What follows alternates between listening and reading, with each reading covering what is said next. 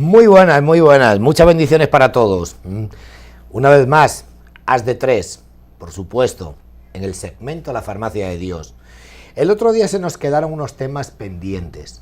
Dentro de los temas pendientes, hemos vuelto a retomar. Recuerden que les dije, nos quedamos pendientes de la segunda parte.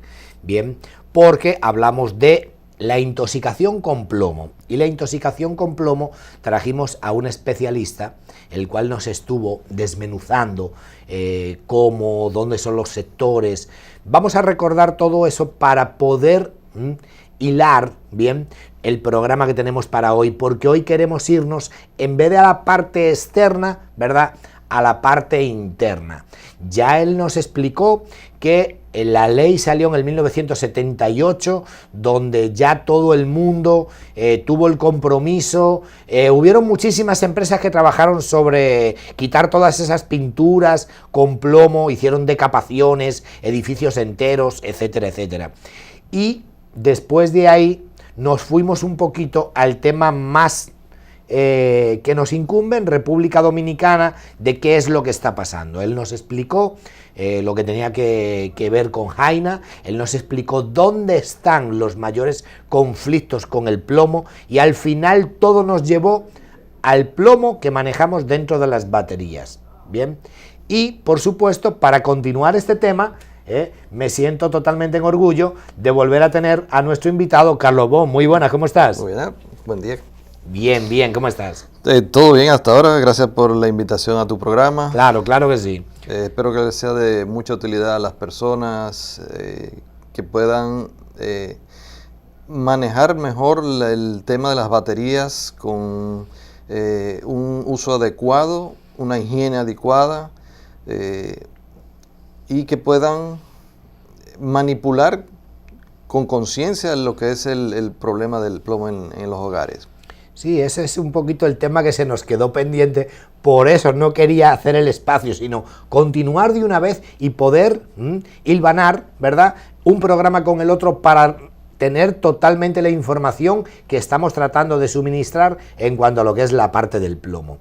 Hablamos de cómo se deben de proteger las personas externamente, hablamos de que inclusive los alimentos, a través de esas aguas pluviales y todo ese plomo que antiguamente se desarrollaba en esos alquitranes, ¿verdad?, en esos asfaltos con los combustibles, pero todo eso se ha ido mejorando, bien, e inclusive al final nos quedamos un poquito en la parte de las baterías, ¿verdad? Él nos estaba explicando que inclusive aquí hay una sola empresa que hace lo que es la regeneración del plomo, ¿verdad, Bon? Correcto. Hasta ahora la que tiene la licencia es Meteoro, aunque, como hemos dicho antes, hay una tendencia a prohibir la exportación de plomo, y eso es un arma de doble filo. Pero el tema de hoy es con relación al manejo de la batería dentro del hogar. Muchas personas tienen las baterías encerradas en habitaciones donde duermen incluso hasta niños. Eso es un gran error, ¿verdad? Gravísimo error. Gravísimo error. No la importa. Gente, perdón, Bon, ¿la gente lo hace porque le roba la batería afuera o cómo es el tema? Porque yo no he entendido muy bien que algo tan tóxico, que todo el mundo lo sabemos, se tome la determinación. Yo me imagino que tiene que haber mecanismos para que no se la lleven, ¿verdad? Sí, correcto. Hay cajas reforzadas para poner la batería con su candado. O sea, jaulas ya para poderlas poner externamente y que no se las lleven. Correcto, Bueno, es una ventaja. Lo segundo es, primero, por la ignorancia de que no saben que debe estar en un sitio preferiblemente bien ventilado, en el que no se encierren personas con el plomo. Realmente el plomo no sale tanto de la batería, sino que es un gas que es tóxico, que con el tiempo va envenenando a la persona. También el gas sale en el proceso de carga de las baterías. Realmente cuando ellas están en reposo, el gas es despreciable. Es mínimo. Mínimo. Pero cuando entonces viene el apagón, la batería surte, o sea, nutre la vivienda, el negocio, donde las tengamos instaladas. Correcto. Entonces tú quieres decir que cuando llega otra vez la energía eléctrica, el proceso de carga, ese es el peligroso. Exacto, es en el que sale creo que es sulfuro de hidrógeno, que es un gas tóxico, pero hay personas que tienen una idea errónea, pues es una pequeña cantidad, y si el sitio es ventilado no hay el más mínimo peligro. Pueden estar dentro de las casas tratando de que no sea, por ejemplo, la cocina o el comedor, porque el plomo expuesto tiende a ser sulfato.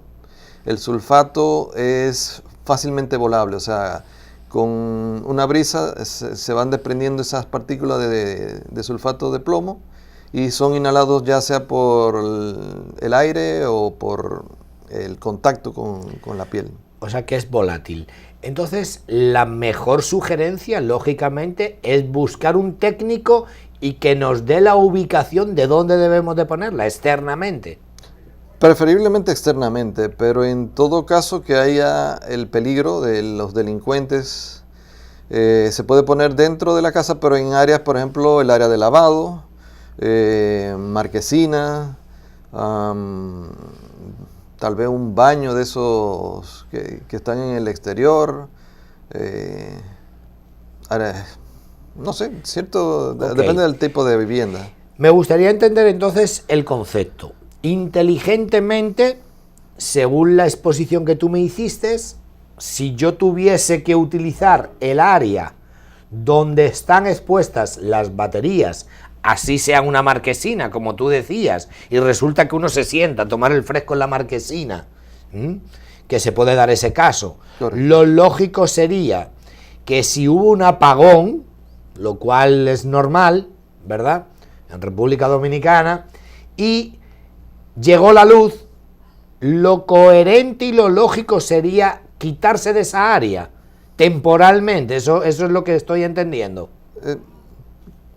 Porque realmente por eso te explicaba que si en ese momento de carga es que ellas hacen esa explosión volátil de ácido y demás, se entiende que entonces en ese momento es que uno inteligentemente debe de quitarse de esa área, si llegó la luz. Sería bueno, pero vuelvo y te repito, si el área es ventilada, no hay el más mínimo peligro. Si... ¿cómo te lo explico? La cantidad de gas que sale de las baterías no es tanto así como la gente piensa que es una manguera de esa de aire de presión. Yeah. No, es un burbujeo pequeño que si el aire es ventilada, eso se va junto con la brisa. O sea, el error entiendo que estaría, por ejemplo, como yo he visto, instalarlas en un dormitorio. Hay gente que lo hace en un dormitorio con aire acondicionado cerrado el día entero. Wow. Eso es catastrófico. Terrible. Sí. O sea, ahí sí habría no una ventilación y un retorno directamente del mismo gas inhalado. Exacto, uno va inhalando el gas y se va absorbiendo en la sangre. Pero vuelvo y te repito, si el área es ventilada, tú puedes dormir al lado de ellas. Lo único que no es lo adecuado, no es lo más idóneo. Ya. Una pregunta, me gustaría saber también el manejo que debemos de tener. Normalmente yo siempre he dicho, zapatero a tus zapatos, o sea, si usted va a hacer una instalación de baterías, lo lógico es acudir a una empresa totalmente recomendada, ¿verdad?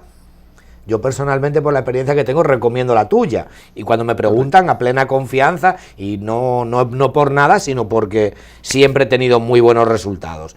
Pero el manejo lo puede hacer un individual, o hay un protocolo que lo normal sería que lo haga una empresa que sepa de esto. Por supuesto, debería de ser una persona que ya tenga experiencia de cómo hacer la instalación.